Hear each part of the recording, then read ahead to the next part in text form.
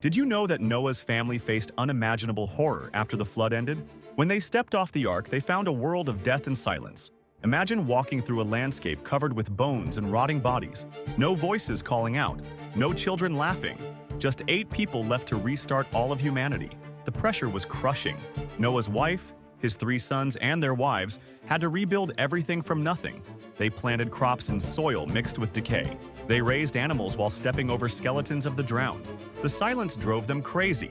No neighbors to talk to, no other families anywhere, just them, carrying the weight of being the only survivors while everyone else had perished.